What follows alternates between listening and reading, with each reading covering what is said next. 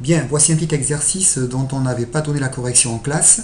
On cherche la section du plan IJK sur les différentes faces du cube. Donc, on trace tout simplement pour la face du haut le segment IJ. Voilà, c'est la trace du plan IJK sur la face du haut.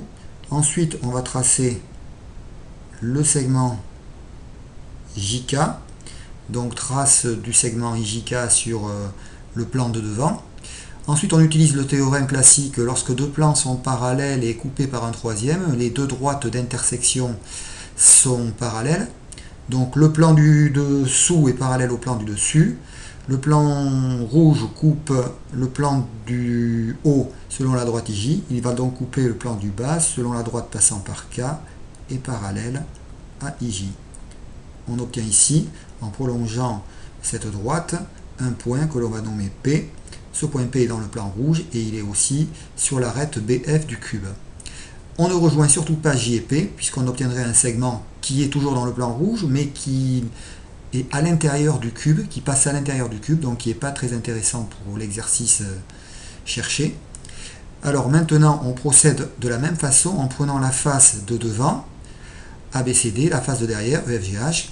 Ces deux faces sont coupées par le plan rouge. La face de devant est coupée selon la droite IK. Donc la face de derrière est coupée selon la droite passant par J et parallèle à IK. On obtient avec cette droite un point M qui est le point d'intersection entre le plan rouge et la droite GF. Maintenant, pour terminer la section du plan rouge sur le cube, il reste à relier les points M et P. On trace ça en trait continu.